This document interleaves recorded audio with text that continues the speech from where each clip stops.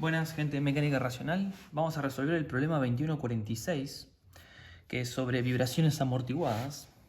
Y dice, el radio de la polea mostrada es de R igual 100 milímetros y su momento de inercia es 0,1 kilogramos cuadrado. La masa es de 5 kilos y la constante del resorte es 135 newtons sobre metro. El cable no se desliza respecto a la polea. La coordenada X mide el desplazamiento de la masa respecto a la posición en que el resorte está sin estirar. Determine X en función del tiempo si la constante de amortiguación es 60 newtons segundos sobre metros. Y el sistema se suelta desde el reposo con X igual a 0. Bueno, acá tenemos todos los datos que acabamos de leer en el problema. La condición inicial es que la X parte desde una posición de equilibrio donde el resorte está sin estirar, por eso X va a ser igual al delta X del resorte. Y la velocidad inicial es, en la condición inicial es igual a 0. Entonces ya ponemos que velocidad es igual a 0, que es la primera derivada de X respecto del tiempo. Entonces, y acá el diagrama lo que muestra es la polea con un radio de 0,1 metros. Por un lado vamos a tener la fuerza debido al resorte actuando como la constante por el desplazamiento X, que es equivalente al delta X del resorte. Y por el otro lado vamos a tener que la masa, vamos a tener el peso de la masa y vamos a tener la fuerza del amortiguador. Que en este caso la fuerza del amortiguador la ponemos apuntando para abajo, pero sabemos que el amortiguador va a ser fuerza. Tanto esta fuerza F del amortiguador va a ser una fuerza que puede variar en el sentido, porque cuando la masa esté yendo para arriba, la fuerza del amortiguador va a ser para abajo. O sea, siempre se va a oponer a la dirección de movimiento de la masa. Cuando la masa vaya para abajo, la fuerza del amortiguador va a ser para arriba. Pero el peso de la masa siempre va a ser para abajo. Entonces, estas dos fuerzas se van a traducir en una tensión F de este ramal de, digamos, de la soga que enrolla sobre la polea.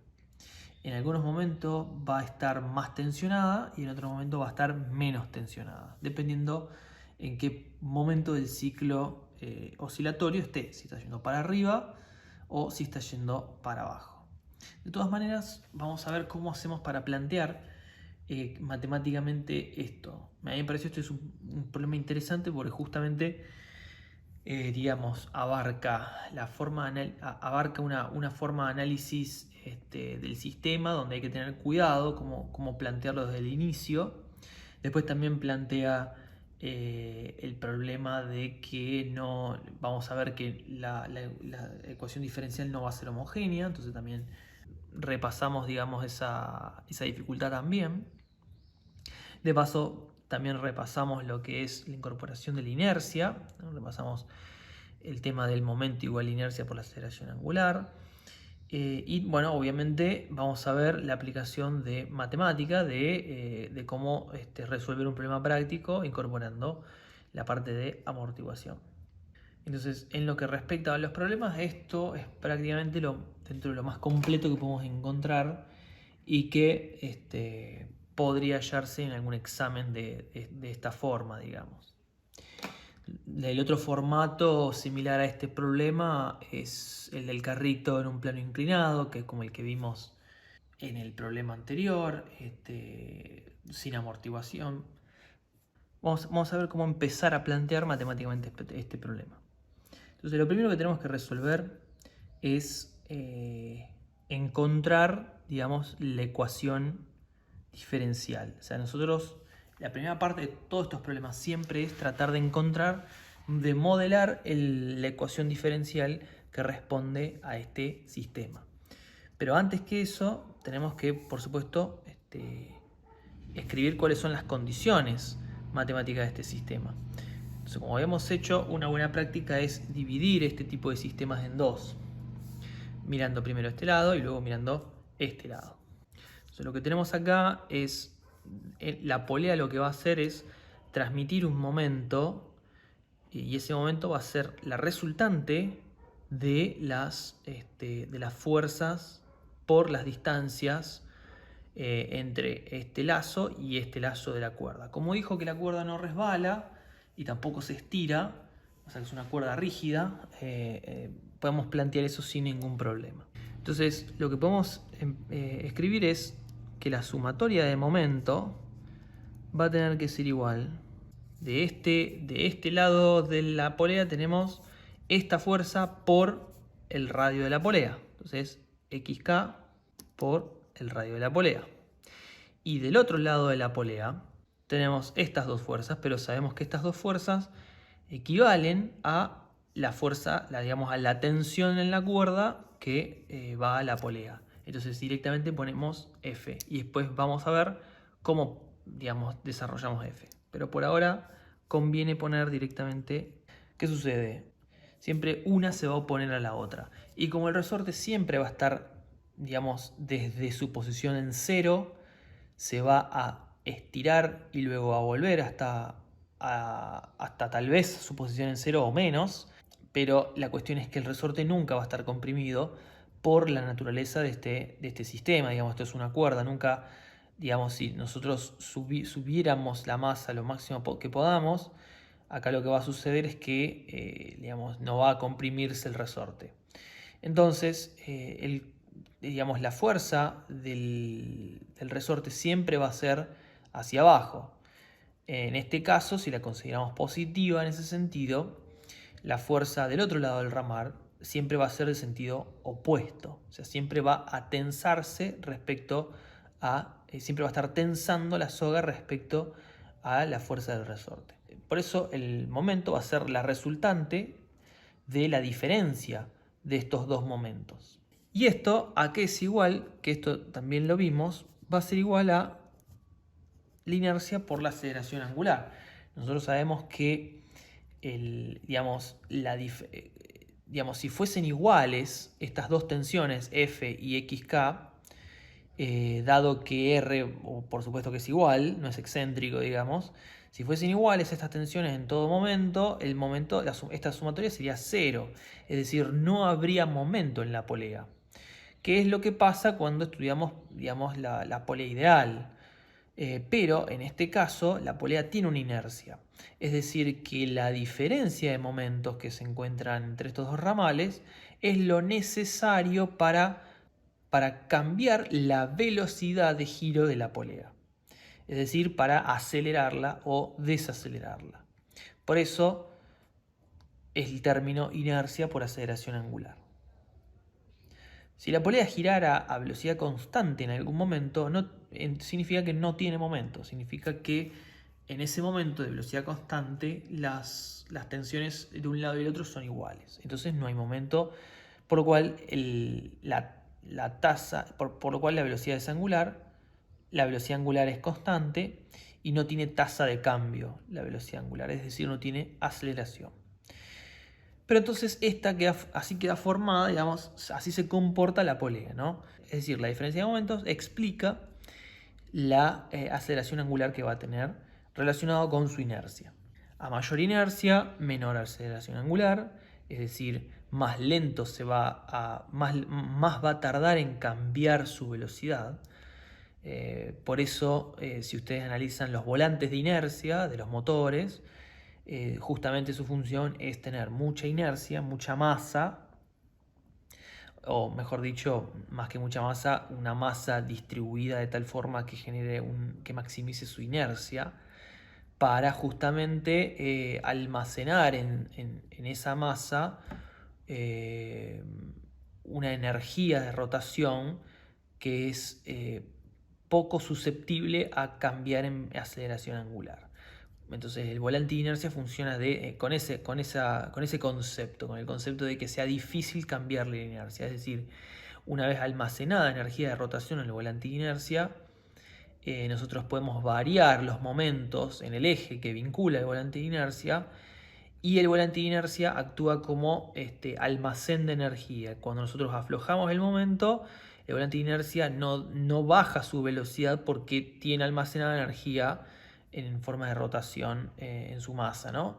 Y si nosotros quisiéramos pegar una acelerada muy grande al volante de inercia, nos veríamos limitados justamente o sea, no podríamos cambiar muy rápidamente la velocidad del eje, justamente porque el volante de inercia nos va a ofrecer una resistencia de momento. Pero bueno, eso era una forma de un concepto que está bueno que ustedes entiendan sobre los volantes de inercia, que es una aplicación justamente de este término. Entonces, acá lo que podemos hacer es averiguar cuánto es F respecto de los otros términos. Entonces, despejando F, nos encontramos que es igual a este término, digamos, F lo pasamos de este lado, esto lo pasamos de este lado, nos queda este término, que bueno, le reposicioné la R, menos la inercia por la aceleración angular, sobre, después despejamos la R que multiplica el F, sobre el R. Bueno, lo sigo trabajando un poquito más, saco el R de este primer término, me queda el R solamente abajo de la inercia y la aceleración angular. Y luego planteo que la aceleración angular es igual a el negativo de la derivada segunda de x respecto de t, por supuesto, sobre r. Esto es básicamente aceleración tangencial sobre el radio, que es la aceleración angular, eso ya lo habíamos visto. ¿Y por qué negativo? Porque cuando la aceleración angular tiene que ver con la velocidad angular, digamos la tasa de cambio de la velocidad angular. Y la velocidad angular cambia, digamos, su sentido positivo es antihorario, es decir, el ángulo cambia de forma positiva, digamos, en el giro horario. Pero sucede que en el giro horario esto sube, por lo cual la X sería negativa, según nuestra convención de acá. Entonces adoptamos que cuando la aceleración es positiva, es decir, la aceleración es de sentido antihorario, positiva, la aceleración es un negativo de la aceleración tangencial respecto de x, ¿no? Y eso, bueno, divido el radio para traducirlo a aceleración angular. Entonces F quedaría como estos dos términos. La fuerza de resorte más inercia por aceleración tangencial o aceleración tangencial digo sobre el radio o la aceleración angular sobre radio cuadrado, ya que teníamos inercia sobre aceleración angular sobre el radio y ahora aceleración angular es derivada segunda de x sobre el radio, entonces esto es, acá vendría a ser derivada segunda sobre el radio, entonces de nuevo sobre el radio nos queda radio cuadrado. Esto era negativo, esto es negativo, cambia entonces a positivo. Entonces nosotros pudimos plantear una parte del comportamiento de la polea, digamos, respecto a los ramales y cómo enrollan en la polea. Entonces, a partir de eso, sabemos que este ramal F se comporta de esta manera, digamos, debido al comportamiento de la inercia de la polea y del resorte del otro lado. Ahora tenemos que ver cómo se describe el movimiento, cómo se vincula, cómo se traslada esta parte, o sea, resolvimos toda esta parte desde el resorte hasta el F. Ahora tenemos que ver cómo eso se traslada a el movimiento de la masa, que es lo que nosotros queremos trabajar. Entonces, lo que hacemos en este sistema, digamos, lo aislamos ahora a este sistema y analizamos qué es lo que sucede. Y lo que sucede lo podemos plantear a partir de la segunda ley de Newton. Y lo que va a suceder es lo siguiente. La masa por la aceleración de este cuerpo, de esta masa acá, va a ser igual a la resultante de ¿quién? De las fuerzas. Esto es una fuerza, digamos, un equivalente a una fuerza en realidad. La masa por aceleración es la resultante de la fuerza en F, que es negativa. ¿Por qué? Porque si nosotros consideramos a la aceleración en sentido del desplazamiento positivo X hacia abajo, la F siempre va a estar, digamos, apuntando hacia arriba, va a ser negativa. Y si, en este caso, si esto es positivo, este término del amortiguador, en este lado de la ecuación, tiene que ser de signo opuesto. De signo opuesto y, digamos, también de signo opuesto al peso. El F, que nosotros llamamos a la fuerza del amortiguador, que es igual a la constante del amortiguador por la derivada primera de x respecto de t, que es la velocidad a la cual se desplaza la masa. Si la masa se está desplazando hacia abajo, entonces este tiene que tener de este lado de la ecuación un sentido opuesto, un signo opuesto haciendo fuerza hacia arriba en el mismo sentido que la fuerza F de tensión del cable. Y el peso siempre va a ser positivo, digamos, siempre va a estar, en este caso, si nosotros consideramos esto positivo, de este lado de la ecuación, el peso lo tiene que estar ayudando, es decir, tiene que estar aportando a la aceleración con el mismo signo, ya que están, digamos, apuntando en el mismo sentido. Entonces, ¿qué es lo que hacemos ahora? Incorporamos, reemplazamos la f que tenemos acá por este término. Así ya tenemos todo planteado en constantes y en variable x respecto de t. Entonces nos queda planteado de esta forma, como la f es negativa acá, estos dos términos cambian de signo, entonces son negativos los dos. Entonces ahora lo que tenemos que hacer es juntar las dos derivadas segundas de x, agrupar, digamos, las variables que se pueden agrupar. Entonces ya nos está quedando, ya estamos cada vez más cerca de plantear la ecuación diferencial. Ahora lo que teníamos que hacer era plantearla respecto a la ecuación diferencial que nosotros podemos resolver con las constantes d y omega. Entonces para hallar las constantes d y omega, tenemos que agrupar, digamos, tenemos que sacarle todas estas constantes adelante de la derivada segunda y replantearlas en los otros términos. Entonces, ¿cómo hacemos eso? Bueno, vamos a mostrarle paso a paso, así queda bien claro. Tenemos que dividir todos los términos por digamos, esto que está enfrente de la derivada segunda. Entonces, ¿qué nos va a quedar? Adelante de la derivada segunda nada, porque se simplifica, más c sobre, digamos, todo ese término. Todo esto multiplica a la derivada primera. Y acá nos va a quedar k sobre lo mismo. Y todo esto multiplica a la variable x.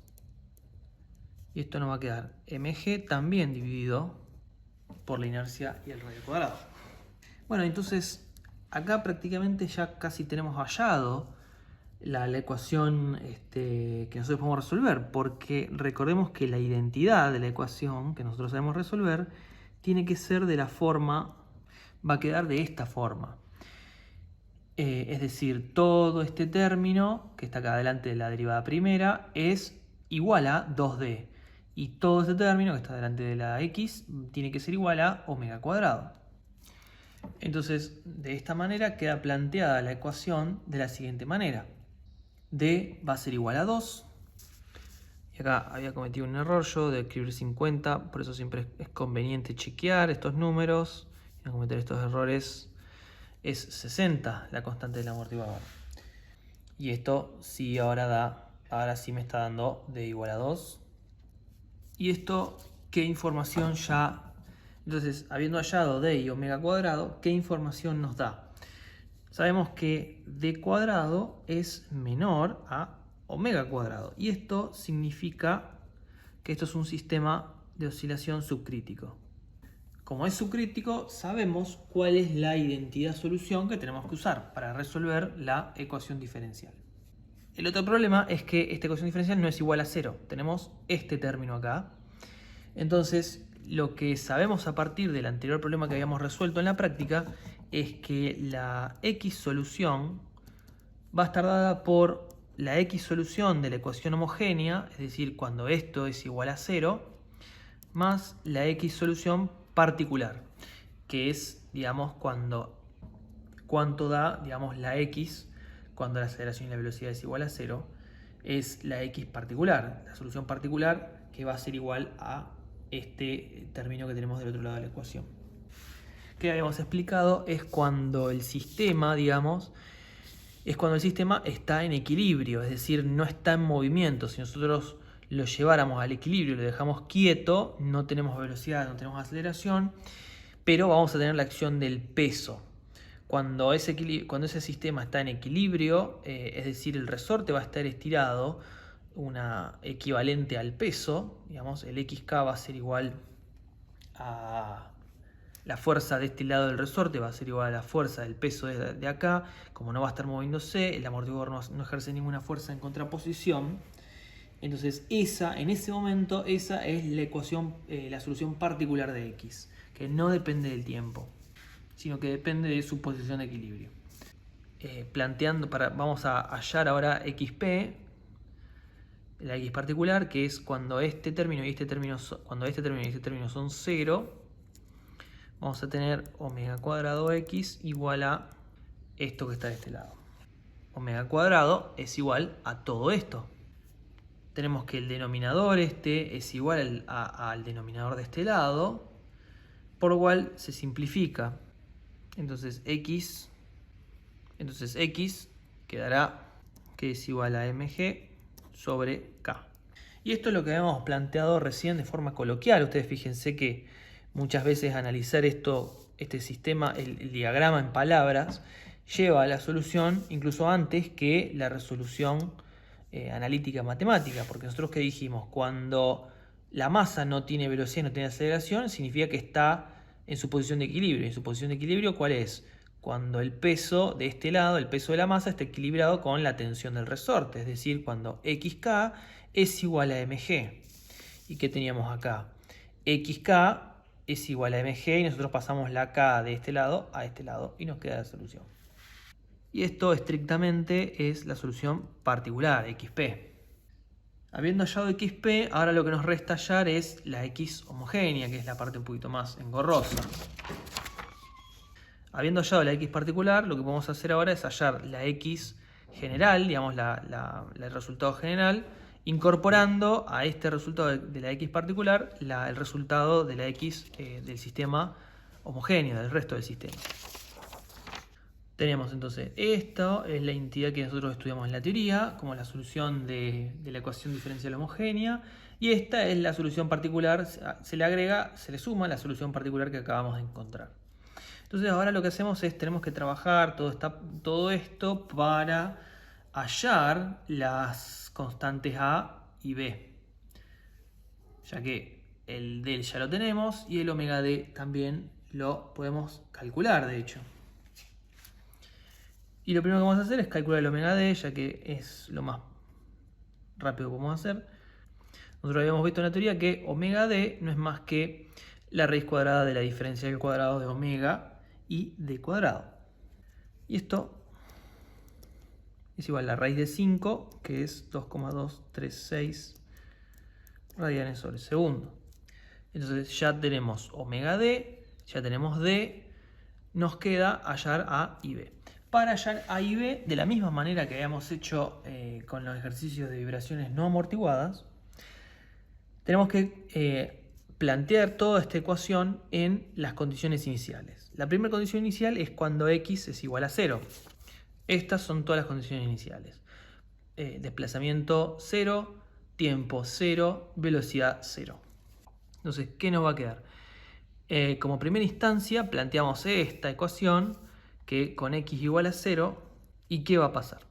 El e a la menos dt, siendo d igual, habíamos dicho 2, va a ser e a la menos 2t, que t es igual a 0, menos 2 por 0, 0, e a la 0 igual 1.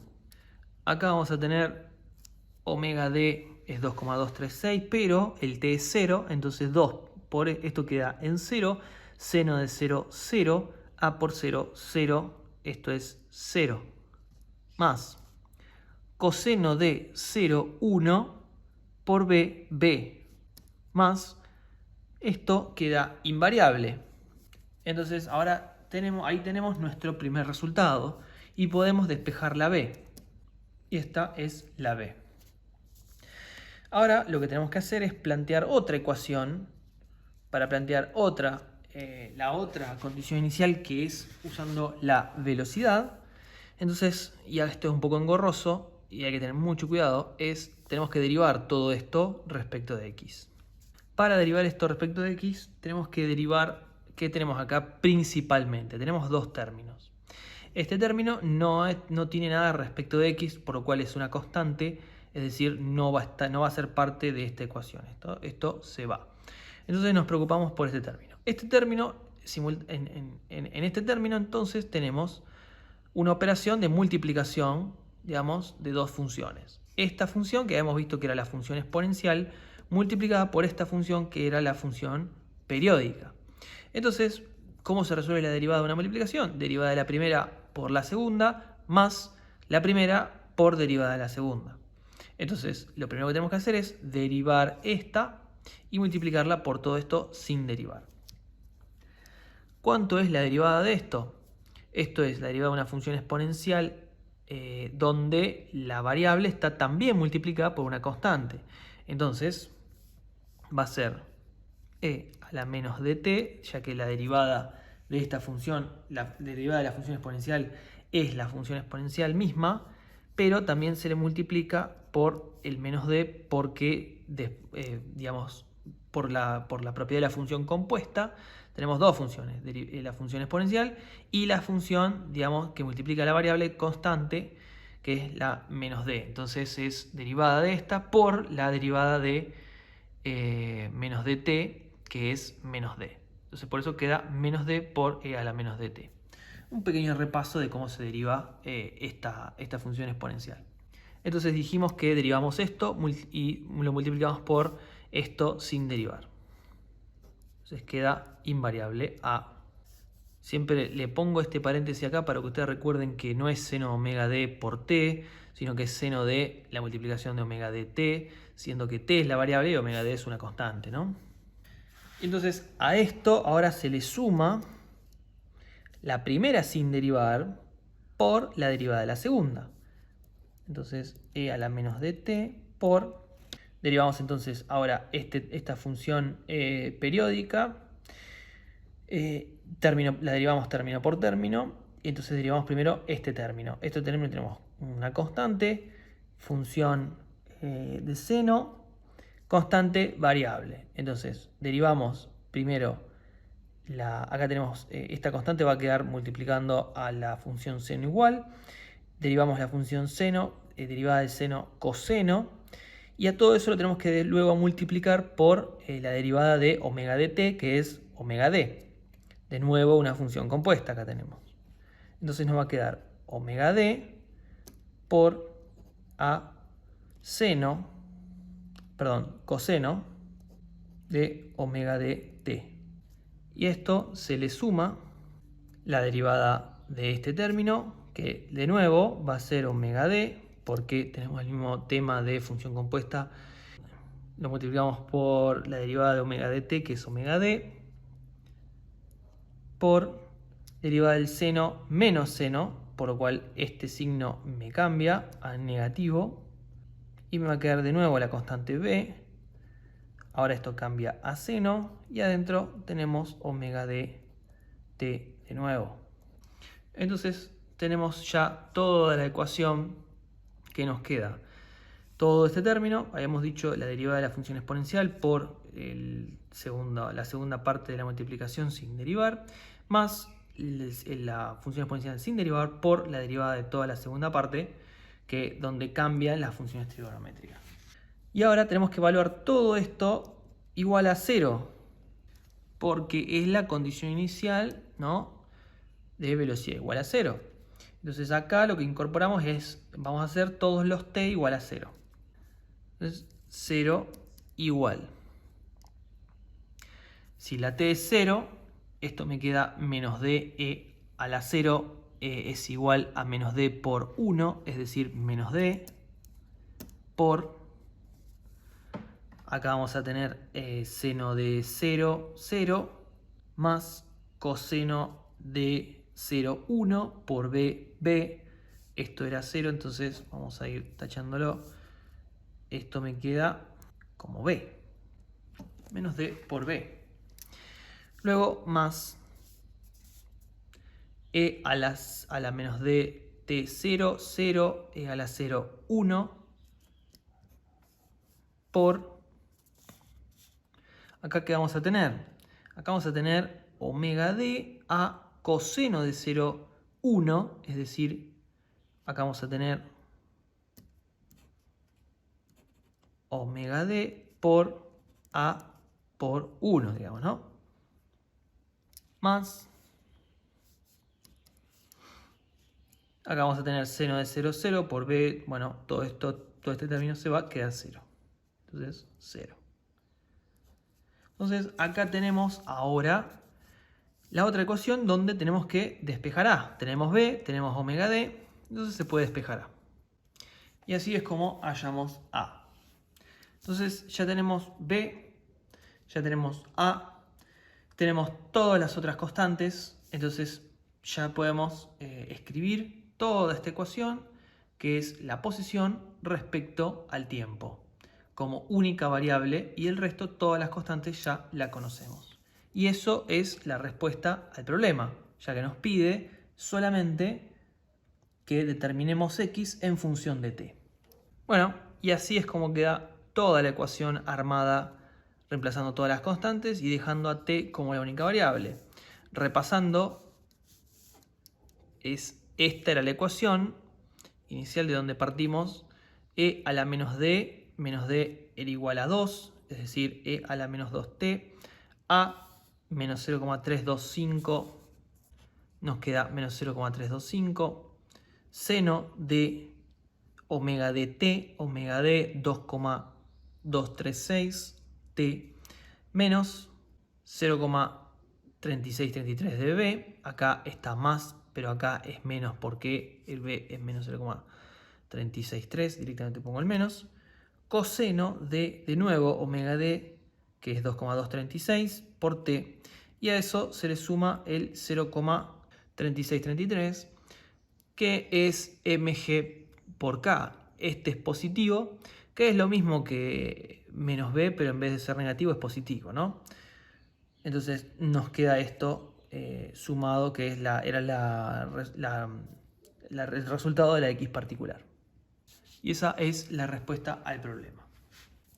Generalmente estos resultados, este tipo de ejercicios es muy conveniente hacerlo en Excel directamente, de manera que no tenemos que estar redondeando estos resultados, porque estas constantes, digamos, están redondeadas, ¿no?, a ciertos decimales. Y lo que supone eso es que cuando hacemos el seno y el coseno, digamos, en algunas partes del seno y el coseno, en algunos ángulos, en algunas partes, digamos, en algunos valores de t, donde el ángulo, donde esta cifra multiplicada por el seno puede magnificar errores de redondeo. Entonces, lo que es recomendable en este tipo de problemas, si lo tuviésemos que resolver de manera profesional, es hacer es resolverlo en un tipo de software, o lo que generalmente se usa es un Excel, donde vamos poniendo, donde vamos agrupando todos los términos, ¿no?, donde vamos poniendo todos los resultados, pero en vez de redondeado directamente lo ponemos en la función. Entonces omega d no estaríamos poniendo 2,236, sino que directamente lo escribiríamos como la función raíz cuadrada de omega cuadrado menos d cuadrado. Y al mismo tiempo omega no sería un número directamente, aunque en este caso es 3, redondo, no quedaría mal, pero también lo podríamos escribir como función de k, m, i y r. Entonces, lo que nosotros haríamos en un Excel es directamente escribir estos valores, que son los fijos, lo que conocemos con esta precisión, y luego el resto lo vamos armando, el resto de los valores que vamos hallando, como omega, como d, omega d y el resto, a y b, lo vamos haciendo a partir de funciones que hacemos esas celdas como funciones de estos valores iniciales, ¿no?, de los datos iniciales. Entonces, de esa manera se llega a un resultado en el Excel de esta ecuación perfectamente preciso, con la precisión de la computadora, básicamente. Entonces, podemos plotear esta función sin tener una forma rara y arrojando resultados precisos. Y lo importante digamos, cuando un problema pide, cuando nosotros tenemos que hallar, digamos, una función de esta forma, justamente la hallamos porque queremos saber distintos valores de x para distintos valores de t.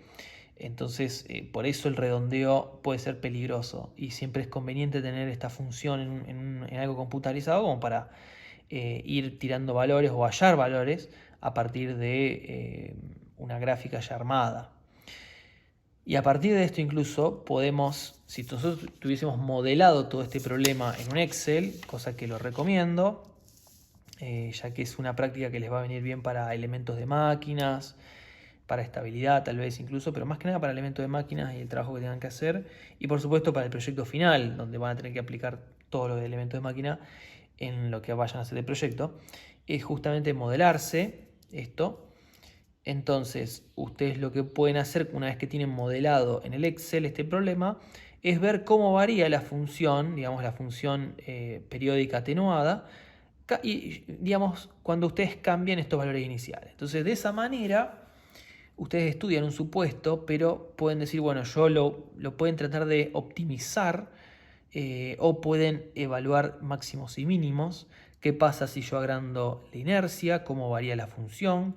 ¿Cómo varía la función si yo cambio el resorte? ¿Si yo cambio el amortiguador?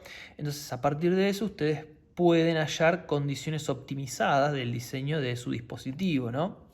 Por eso yo recomiendo, primero, por supuesto, entender toda esta mecánica de la mecánica racional justamente, pero una vez entendida la mecánica racional, que no es muy difícil, más allá de que lo ven por primera vez y les falta práctica, y por eso estamos acá para hacer esa práctica, el próximo paso es, una vez que ustedes entienden todo esto, poder usarlo como herramienta. Y para usarlo como herramienta no basta, o sea, ustedes van a probar la materia, ¿no? Pero para usarlo como herramienta es llevar esto y, digamos, generar la herramienta optimizada para un resultado. ¿Y cuál va a ser el resultado? Bueno, en lo pronto, en el corto plazo, su resultado es tal vez modelar un sistema para elementos de máquina o para proyecto final. Y en eso van a tener que, o sea, van a perder muchísimo tiempo o no lo van a llegar siquiera a hacer, no lo van a poder optimizar de una manera eficiente en tiempo y forma si ustedes lo hacen en papel, como lo hacen acá. Acá lo hacemos en papel para que ustedes entiendan, pero luego, una vez que entendieron, ustedes lo modelan en el Excel y entonces pueden jugar con esto. Y es justamente lo que se hace en el trabajo, ¿no? En un lugar profesional. En un lugar profesional ustedes no van, o sea, pueden hacer algo en papel, pero después lo que conviene es hacerlo todo en Excel o en algún software, entonces ustedes ya tienen todo modelado y ustedes pueden jugar con esto. Entonces no pierden tiempo en hallar un resultado, sino que pierden, o sea, invierten tiempo en hallar el modelo y luego gastan un poco más de tiempo, si se quiere, en la optimización, que es lo más importante. En base a eso, yo les voy a compartir un pequeño problema, un pequeño práctico que yo hice para cálculo avanzado, porque de hecho esto les puede llegar a servir para, por lo menos cuando yo la tuve que hacer hace ya unos años, cálculo avanzado pedían un práctico de resolución de ecuación diferencial usando la transformada de Laplace, que no es esto, pero usando la transformada de Laplace es una forma muy buena de resolver esto y ecuaciones diferenciales más complejas, usando por supuesto el matemática, ¿no? Qué fácil, pero usando el matemática ustedes resuelven la transformada de Laplace de una manera que no es tan ardua y no es a mano. Entonces, con eso ustedes resuelven un sistema como esto, por ejemplo, que es masa resorte con amortiguador. Entonces lo que hice yo en ese práctico para cálculo avanzado es modelarlo, como le estoy diciendo en Excel. Bueno, en ese caso lo hicimos con matemática porque nos pedían en el matemática. Y lo que hice en ese práctico fue ir evaluando cambios en las constantes, ¿no? Entonces iba describiendo cómo la función iba variando. Entonces, a partir de eso se saca una conclusión mecánica donde digo, bueno, para tal aplicación yo quiero qué pasa cuando encuentro justo digamos, el sistema crítico en vez de subcrítico, o cuando tengo un sistema supercrítico, o cualquier variante intermedia. Si yo, por ejemplo, quiero modelar un amortiguador, un sistema de este tipo con un amortiguador donde quiero minimizar las oscilaciones, entonces buscaré el sistema, el punto crítico, digamos, donde no ocurran oscilaciones. O tal vez quiero una oscilación, pero no quiero muchos rebotes. Entonces iré viendo qué constante de amortiguador necesito. Y luego también digo, bueno, veo qué pasa si cambio la dureza del resorte. Ya que, bueno, también estamos atados a restricciones comerciales, ¿no? Entonces, ustedes tienen que poder variar la dureza del resorte a lo que consiguen, entonces, ¿cómo va a afectar eso al sistema? Entonces, Esto, por supuesto, este problema, háganlo, pónganlo en la carpeta como práctica. Y además yo, junto con este video, les voy a compartir el trabajo que hice para cálculo avanzado, para que vean otra aplicación práctica de esto y una forma de analizar todo esto que les va a venir bien también para entender digamos, la interacción mecánica entre los resortes, el amortiguador y cómo digamos, la naturaleza del amortiguador y el resorte afectan el comportamiento del sistema. Muy bien, con esto los dejo y este va a ser el último video, así que mucha suerte, espero verlos pronto para el examen y aprobar la materia. Saludos.